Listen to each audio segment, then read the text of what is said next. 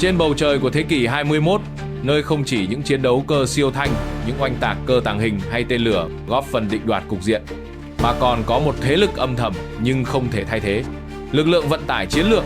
Và nếu phải chọn ra một cái tên xứng đáng mang danh trụ cột không vận toàn cầu của không quân Hoa Kỳ, thì đó chắc chắn là Lockheed C-5 Galaxy, máy bay vận tải lớn nhất của Hoa Kỳ tính tới thời điểm hiện tại. C-5M không gào thét như F-22, không reo sấm như B-2 Spirit, nhưng khi cần di chuyển một trung đoàn bộ binh, vận chuyển xe tăng, pháo tự hành, trực thăng, thì Galaxy là lựa chọn đầu tiên và duy nhất. Nó là đại diện tiêu biểu cho sức mạnh hậu cần, yếu tố mà bất kỳ chiến lược gia quân sự nào cũng hiểu rằng không có nó thì không có chiến thắng. Sự ra đời của C-5 là một phần trong bức tranh lớn của chiến tranh lạnh, khi Mỹ nhận ra rằng những cuộc chiến trong tương lai không chỉ nổ ra tại biên giới của mình, mà có thể xảy ra bất cứ đâu trên thế giới.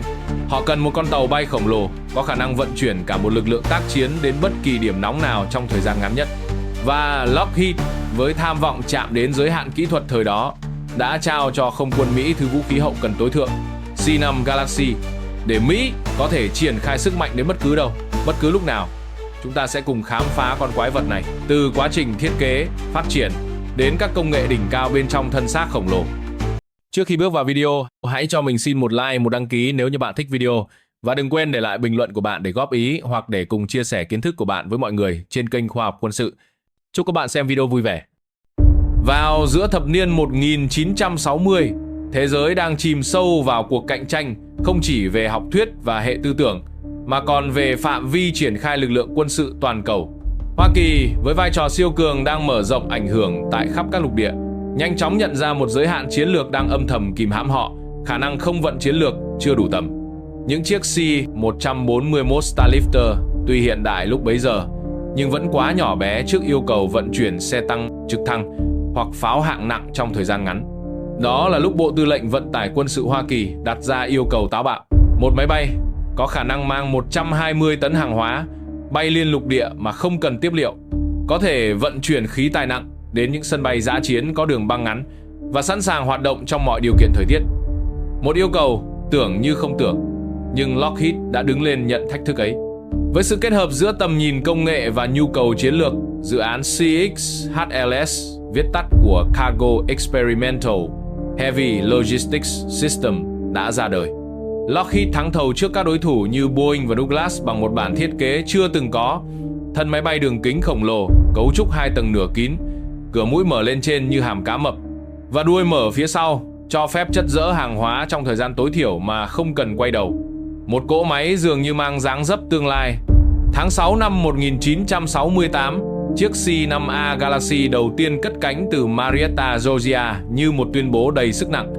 Không một lực lượng nào trên thế giới có thể triển khai binh lực toàn cầu nhanh và hiệu quả hơn Mỹ. Tuy nhiên, công nghệ lớn đồng nghĩa với rủi ro lớn. Dự án gặp phải rất nhiều chỉ trích về chi phí đội vốn, từ 1 tỷ đô la Mỹ ban đầu lên hơn 4 tỷ đô la Mỹ, gây tranh cãi tại Quốc hội và truyền thông. Nhưng bất chấp mọi chỉ trích, không quân Mỹ vẫn nhìn thấy một giá trị vượt lên con số, một lợi thế chiến lược không thể thay thế. Trong suốt thập niên 1970, C-5A đóng vai trò then chốt trong các chiến dịch không vận đến Đông Nam Á. Tuy nhiên, tải trọng thực tế của C-5A còn dưới mức yêu cầu. Điều đó buộc Lockheed vào thập niên 1980 phát triển phiên bản C-5B với các cải tiến về khung thân, hệ thống thủy lực, điện tử và khả năng chở hàng thực tế lên tới hơn 120 tấn. Từ đây, Galaxy trở thành một biểu tượng thật sự.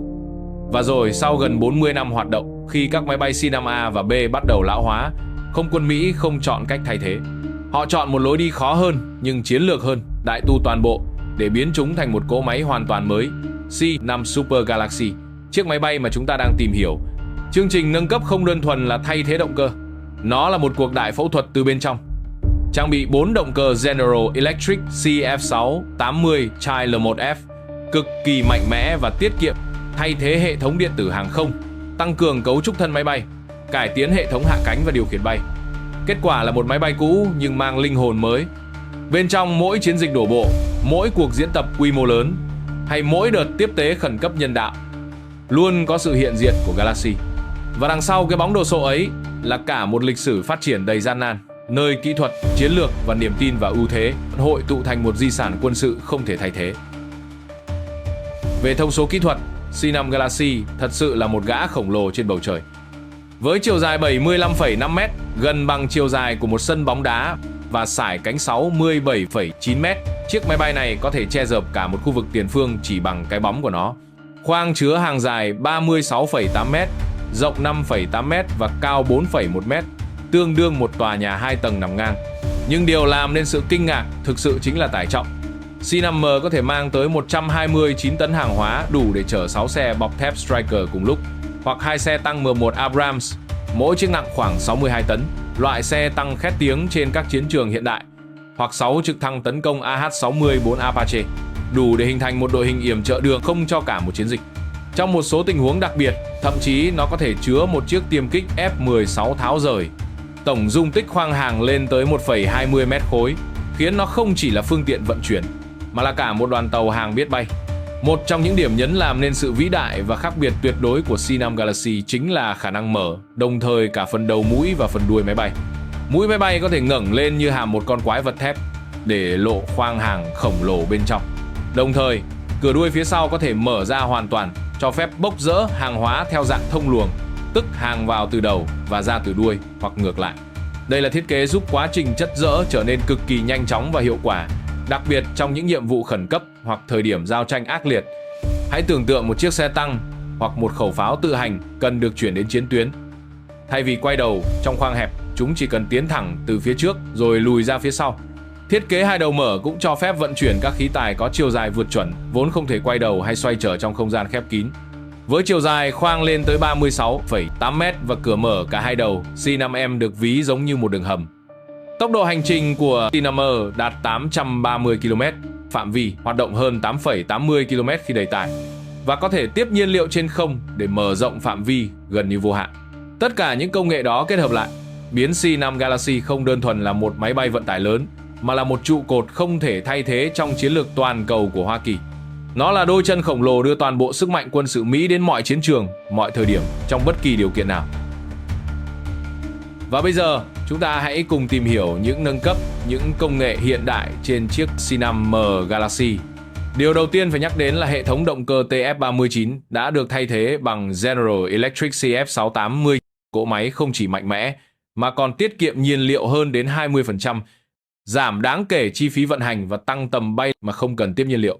Điều này đồng nghĩa với việc C-5M có thể thực hiện các phi vụ xuyên lục địa mà không cần dừng lại, và trong ngôn ngữ chiến lược, đó là khả năng can thiệp toàn cầu gần như tức thì. Bên cạnh động cơ, một trong những thay đổi mang tính cách mạng trong C-5M là hệ thống điện tử hàng không. Buồng lái cổ điển với vô số đồng hồ cơ học đã được thay thế hoàn toàn bằng buồng lái số hóa với 7 màn hình hiển thị đa chức năng. Hệ thống HUD cho phép phi công nhìn thấy thông số bay như tốc độ, độ cao, phương hướng ngay trên kính chắn gió mà không cần cúi xuống bảng điều khiển, điều vô cùng quan trọng khi cất hạ cánh ở điều kiện khẩn cấp hoặc vùng chiến sự. Ngoài ra, hệ thống FMS được nâng cấp, tích hợp với định vị GPS và hệ thống quán tính INS, giúp tăng độ chính xác của lộ trình bay đến từng mét, dù trong thời tiết xấu hay môi trường bị gây nhiễu điện tử. Một công nghệ không thể không nhắc đến là hệ thống hạ cánh với 28 bánh xe, chia thành nhiều bộ phận có thể xoay hướng độc lập, giúp phân bố lực tác động đều lên đường băng, đồng thời tăng khả năng điều hướng khi lăn bánh. C-5M Galaxy ẩn chứa một khả năng đặc biệt mà ít máy bay vận tải nào trên thế giới có được, khả năng quỳ gối. Đây không phải là một hình ảnh ẩn dụ, mà là một tính năng kỹ thuật cho phép máy bay hạ thấp càng đáp để thay đổi độ cao của thân máy. Với hệ thống bánh hạ cánh 28 bánh linh hoạt, C-5M có thể điều chỉnh góc nghiêng của thân máy bay, giúp phần bụng gần sát mặt đất hơn. Lợi ích của điều này là vô cùng thực tế. Xe tăng, xe bọc thép hay thậm chí trực thăng có thể dễ dàng lên xuống khoang hàng mà không cần đến dốc hoặc cần cẩu. Khi vận chuyển khí tài quân sự ở những tiền tuyến, nơi không có hạ tầng hỗ trợ, khả năng quỳ gối này giúp tiết kiệm thời gian, nhân lực và giảm rủi ro khi bốc xếp. Trong việc lựa chọn chiếc vận tải cơ hiện đại không chỉ dựa vào con số hay tải trọng, mà còn là câu chuyện của sự phối hợp, độ tin cậy và khả năng tác chiến linh hoạt. Và ở đó, C-5 Galaxy vẫn giữ một vị trí vững chắc, một biểu tượng của khả năng triển khai toàn cầu mà bất kỳ cường quốc nào cũng khao khát. Khi so sánh với C-17, người em sinh sau đẻ muộn trong đại gia đình không vận Hoa Kỳ, sự khác biệt trở nên rõ rệt. C-17 có tính cơ động vượt trội, có thể cất hạ cánh tại các đường băng ngắn, dã chiến và bay trong môi trường khắc nghiệt, nơi mà Galaxy không thể chạm tới. Nhưng mặt khác, C-17 chỉ có thể mang khoảng 77 tấn hàng hóa, chưa bằng 60% so với khả năng của Galaxy. Trong các nhiệm vụ cần di chuyển một lượng lớn khí tài hạng nặng, như xe tăng M1 Abrams, trực thăng CH-53 hoặc tổ hợp radar mặt đất C-17 cần nhiều chuyến, trong khi C-5M chỉ cần một. Và trong chiến tranh hiện đại, thời gian là vàng, đôi khi là tính mạng của cả một lữ đoàn. C-17 nhanh và linh hoạt, nhưng khi nói đến tầm xa toàn cầu và trọng lượng cực lớn, C-5M là kẻ duy nhất còn lại trong cuộc chơi. Khi so với Antonov An-124 Ruslan, niềm tự hào của ngành hàng không Liên Xô trước đây, Galaxy phải đối mặt với một đối thủ ngang cơ về mặt hình thể. An-124 thậm chí có sải cánh và chiều dài lớn hơn một chút, với tải trọng tối đa xấp xỉ 150 tấn, nhỉnh hơn khoảng 15 tấn so với C-5M. Nhưng chiến tranh không chỉ là bài toán trọng lượng. An-124 thiếu một điều cốt lõi: khả năng tích hợp vào hệ thống chiến tranh hiện đại của Mỹ, thứ mà Galaxy đang là trung tâm. Không có khả năng phối hợp dữ liệu thời gian thực, không có hệ thống hậu cần toàn cầu đi kèm, thiếu đội ngũ bảo trì linh hoạt, và đặc biệt không được sản xuất hàng loạt, bảo dưỡng liên tục trong hàng thập kỷ như cách không quân Mỹ duy trì Galaxy. Trong những năm gần đây, phần lớn An-124 bị loại biên, thiếu phụ tùng và không còn đóng vai trò chiến lược trong quân đội Nga như trước. Về mặt kỹ thuật, An-124 cũng thiếu những nâng cấp về điện tử, radar, khả năng định vị vệ tinh và đặc biệt là khả năng tự động chẩn đoán lỗi, một yếu tố sống còn trong các chiến dịch liên tục. Và cuối cùng, trong khi nhiều quốc gia vẫn đang vật lộn với bài toán hậu cần quy mô lớn, Mỹ đã có lời giải từ nhiều thập kỷ trước, và C-5 Galaxy chính là đáp án chiến lược mang tính toàn cầu ấy. Khi lịch sử hiện đại mở ra những chương đầy khói lửa và biến động, cái tên C-5 Galaxy không chỉ xuất hiện như một chiếc máy bay, mà như một bóng dáng thầm lặng, luôn có mặt trong những thời khắc quyết định nhất của chiến tranh và hòa bình. Trong chiến dịch bão táp xa Mạc năm 1991, C-5 đã thể hiện rõ vai trò xương sống trong hệ thống tiếp vận của Mỹ. Khi liên quân do Mỹ dẫn đầu cần triển khai gần 500 binh sĩ cùng hàng nghìn đơn vị vũ khí hạng nặng đến Trung Đông, Galaxy chính là phương tiện không vận chủ lực đưa xe tăng M1 Abrams, pháo tự hành M109, trực thăng và hệ thống radar hiện đại đến sa mạc Ả Rập.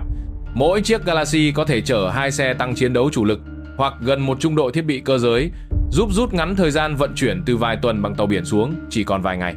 Trong thời điểm dầu sôi lửa bỏng, khi mệnh lệnh tấn công có thể được ban ra bất kỳ lúc nào, tốc độ tiếp vận quyết định cả cục diện chiến trường. C-5 đã giúp Mỹ đạt được yếu tố ra đòn trước về mặt chiến lược, điều mà bất kỳ tướng lĩnh nào cũng hiểu là sống còn. Không chỉ ở Trung Đông, trong chiến dịch Enduring Freedom tại Afghanistan 2001, C-5 tiếp tục giữ vai trò then chốt. Afghanistan là một quốc gia không giáp biển, địa hình hiểm trở, hậu cần gần như phụ thuộc hoàn toàn vào đường không. Galaxy là một trong số ít máy bay có thể mang các loại trực thăng tấn công như AH-64 Apache và CH-47 Chinook, cùng với các xe bọc thép, hệ thống pháo phản lực HIMARS và cả thiết bị dò mìn chuyên dụng, những phương tiện không thể thiếu để Mỹ thực hiện các chiến dịch đổ bộ sâu vào lãnh thổ Taliban. Không dừng lại ở chiến trường, Galaxy còn đóng vai trò không thể thay thế trong các chiến dịch cứu trợ nhân đạo. Sau thảm họa động đất tại Haiti năm 2010, C-5 là một trong những máy bay đầu tiên đáp xuống sân bay Port-au-Prince, mang theo bệnh viện dã chiến, thiết bị lọc nước, lương thực, thuốc men và lực lượng y tế. Trong khi đường bộ bị chia cắt, tàu biển mất nhiều ngày mới tiếp cận được, Galaxy đã mở ra một con đường sống giữa đống đổ nát. Tác dụng chiến lược của Galaxy không chỉ nằm ở khối lượng hay tầm bay, mà còn ở tính ổn định hậu cần trong dài hạn. Khi Mỹ duy trì các căn cứ lâu dài ở châu Âu, Nhật Bản, Hàn Quốc hay Guam, chính C-5 là cầu nối bảo đảm sự luân chuyển liên tục của khí tài, quân nhu và cả những yếu tố phi chiến đấu. Trong thế giới hiện đại, một cuộc chiến không thể kéo dài nếu hậu phương không liên tục được tiếp máu, và Galaxy chính là mạch máu đó. Trong bức tranh toàn cục của chiến tranh hiện đại, thì những điểm mạnh và cả điểm yếu của C-5M đều mang ý nghĩa chiến thuật sâu sắc. Điểm mạnh đầu tiên và nổi bật nhất của C-5M chính là khả năng mang tải siêu hạn, với tải trọng tối đa lên đến 140 tấn. Điều này mang lại cho Mỹ khả năng cơ động chiến lược, không cần đợi tàu, không cần cầu cảng, vẫn có thể đưa sức mạnh áp đảo đến bất kỳ mặt trận nào chỉ trong vòng vài chục giờ. Trong các tình huống khẩn cấp hay hỗ trợ một đồng minh đang bị đe dọa, C-5M chính là con bài chiến lược giúp Mỹ chiếm thế chủ động về thời gian. Thứ hai, C-5M sở hữu tầm bay vượt trội. Một chiếc C-5M có thể bay thẳng từ California đến Đông Á, hoặc từ căn cứ Ramstein, Đức, đến Trung Đông mà không cần tiếp nhiên liệu. Khả năng này rất quan trọng trong bối cảnh chiến lược toàn cầu, nơi Mỹ cần duy trì khả năng phản ứng tức thời mà không phụ thuộc vào trung chuyển qua quốc gia thứ ba, tránh được các rủi ro về ngoại giao và an ninh. Không dừng lại ở đó, điểm mạnh của C-5 còn nằm ở buồng lái kỹ thuật. hệ thống định vị toàn cầu GPS hiện đại, liên kết dữ liệu chiến thuật và hệ thống kiểm soát bay tự động, giúp phi hành đoàn điều khiển chiếc máy bay khổng lồ này như một chiến đấu cơ tinh gọn, mang lại độ chính xác cao và giảm tải công việc trong những tình huống khẩn cấp. Tuy nhiên, những điểm mạnh này cũng đi kèm một số điểm yếu chiến thuật. Trước hết là kích thước khổng lồ, dài 75m, sải cánh 68m, khiến C-5M khó có thể hoạt động tại các sân bay dã chiến nhỏ hoặc trong điều kiện đường băng ngắn, gồ ghề. Trong một số chiến dịch đặc biệt yêu cầu hạ cánh gần chiến tuyến, C-5M không thể đáp ứng bằng C-17 hoặc C-130. Kích thước lớn cũng khiến máy bay dễ bị phát hiện và trở thành mục tiêu lý tưởng cho các hệ thống phòng không hiện đại. Dù không thiết kế để bay vào khu vực có nguy cơ cao, nhưng rủi ro vẫn luôn hiện hữu nếu kẻ thù sở hữu tên lửa tầm xa hoặc công nghệ đánh chặn tiên tiến. Thứ hai, chi phí vận hành là một gánh nặng. Dù đã được nâng cấp đáng kể, chi phí bay mỗi giờ của C-5M vẫn thuộc loại cao nhất trong lực lượng không vận Hoa Kỳ, ước tính gần $100 mỗi giờ bay, bao gồm nhiên liệu, bảo dưỡng, nhân sự và hậu cần. Điều này khiến việc sử dụng C-5M phải được cân nhắc kỹ lưỡng trong các chiến dịch, chỉ dành cho những tình huống thật sự cần đến năng lực tối đa. Tóm lại, C-5 Galaxy là sự kết hợp độc đáo giữa sức mạnh cơ học khổng lồ và khả năng chiến lược linh hoạt, giúp Mỹ duy trì ưu thế trong vận tải toàn cầu. Tuy còn tồn tại những điểm yếu do kích thước và chi phí, nhưng trong vai trò được định hình rõ ràng, vận chuyển nhanh khối lượng lớn đến khoảng cách cực xa, thì chưa có một nền công nghiệp nào trên thế giới đủ khả năng chế tạo một đối thủ xứng tầm. Và chính vì thế, C-5M không chỉ là máy bay, mà là một quân cờ chủ lực trong bàn cờ toàn cầu của chiến lược Hoa Kỳ. C-5 Galaxy không chỉ là một cỗ máy vận tải khổng lồ, mà còn là biểu tượng cho tầm vóc chiến lược của nước Mỹ. Nó không phô trương, không mang dáng vẻ uy hiếp như những máy bay ném bom hay chiến đấu cơ siêu âm, nhưng lại âm thầm giữ vai trò cốt lõi trong mọi chiến dịch, từ hậu cần tiếp viện, giải cứu nhân đạo, đến điều chuyển sức mạnh quân sự đến bất kỳ nơi nào trên thế giới trong thời gian ngắn nhất. Với khả năng mang theo cả một đội quân cơ giới hóa, vượt hàng vạn cây số mà không cần dừng chân, C-5M không chỉ chuyên chở vật chất, mà chuyên chở cả tham vọng và ý chí toàn cầu của một cường quốc. Video đến đây là kết thúc. Cảm ơn các bạn đã xem hết video. Xin chào và hẹn gặp lại.